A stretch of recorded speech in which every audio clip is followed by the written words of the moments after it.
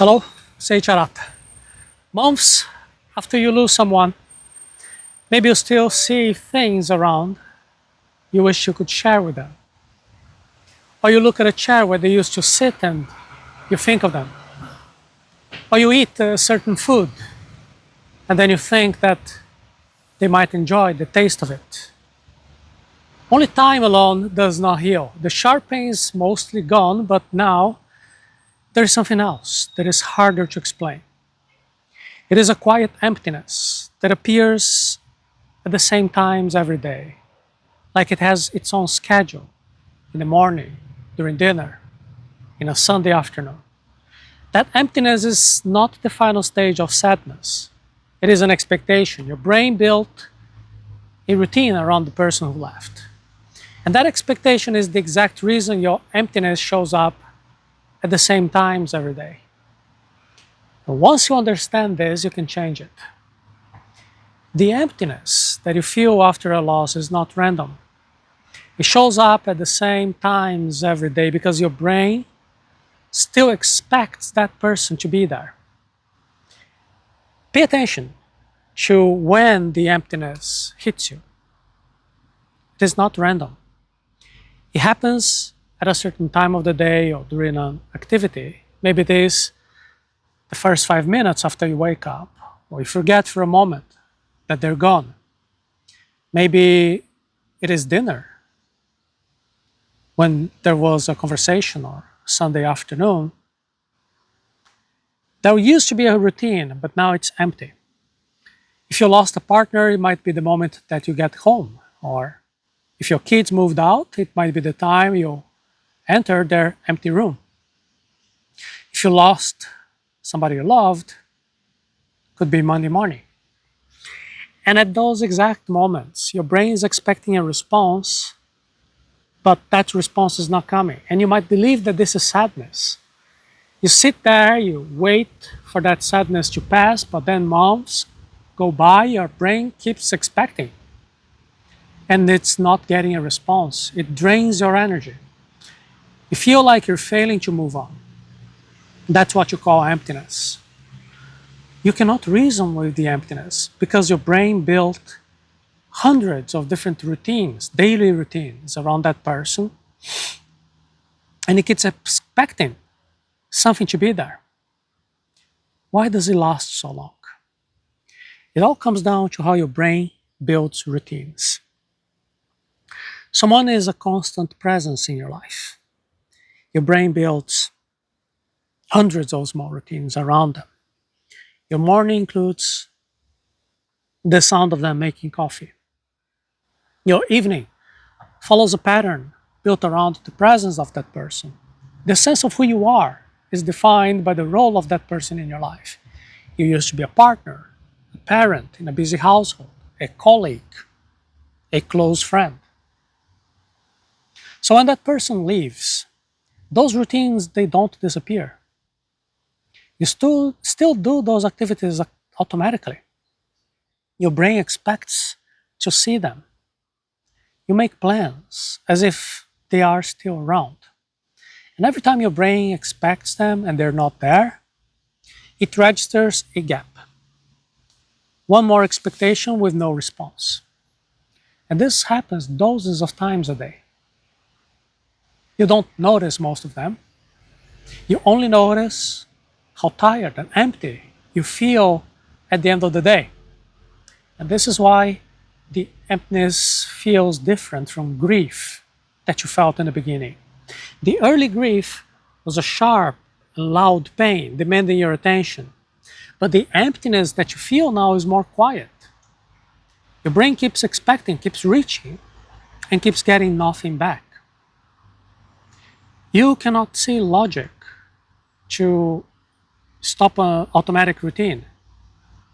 Time does not fix it. Time heals sharp pain, but time does not feel emptiness because you cannot remove the routines from the environment. And these keep triggering. Because this is happening automatically, you hope it's going to stop on its own.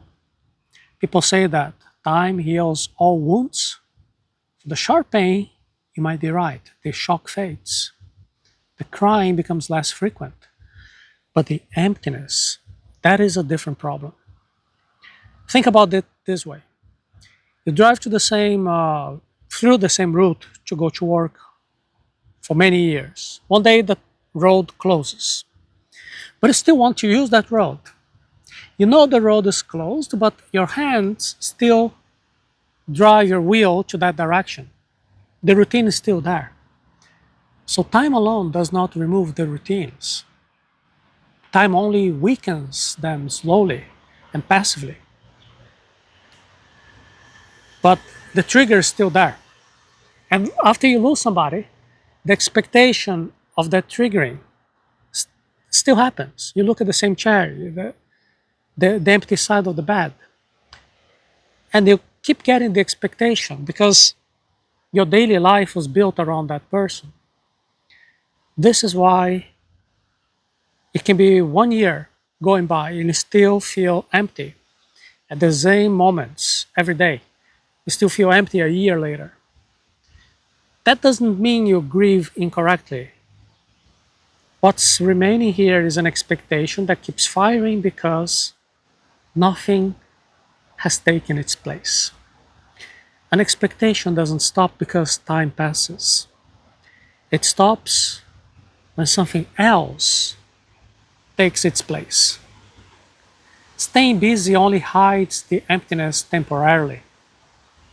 To stop it, you must put a new routine in the exact time of your day when it hurts the most. But putting something on that place is not the same as just being busy. Staying busy on those hours will not complete that emptiness. When you stop moving, the emptiness comes back. Your brain still expects that person to be there. Putting something on its place means replacing the specific routine that is broken. If you leave that time of the day empty, the emptiness comes back. But if you fill that exact time with an activity that demands your full attention, your brain starts to build a new routine. The old expectation does not disappear overnight, but it loses its grip on that moment. And over time, the new routine takes over. Distraction just keeps you too busy to notice. Replacement actually changes what your brain expects. So maybe you go walking on a treadmill at 7 in the evening because you hate to stay in your empty apartment and you believe that walking will keep you moving, but it does not demand your full attention, you see. Your brain still has room to expect that person while your body is moving. So when you get back home, that emptiness is still waiting for you. But what if you do something else? What if you do a language class at 7? You'll be fully busy, speaking, listening. Your mind is fully involved. Your brain doesn't have enough room to be expecting that person to be there at the same time. You're no longer just avoiding the emptiness. You're now forcing your brain to build a new routine in that exact hour. But how can you do that without getting overwhelmed? If you want to rebuild your foundation when everything changes, I can give you exercises based on positive psychology in a happiness training here in Arata Academy. You can visit the link arata.se/happiness. Do not try to rebuild your entire life at once. Find the single moment of your day when it feels the emptiest and put something real in that hour. Your brain built your entire day around the person you lost. Because they're gone, your daily life now is full of broken routines. Every broken routine is a moment where your brain expects them and finds nothing. Trying to rebuild all those routines might sound overwhelming. But here's the good news. You don't need to fix your entire day at once. You only need to fix one small part. Find the single moment of your day when the emptiness is the loudest. That's going to be your starting point. And then you take that moment and put something there. Avoid something generic or something that does not involve you. This has to be something that requires your full presence. If the hardest moment for you, for example, is the morning, you have to find an activity that makes that first hour feel like it belongs to you. It has to be something new, something that has meaning. It should not be a routine borrowed from your past life.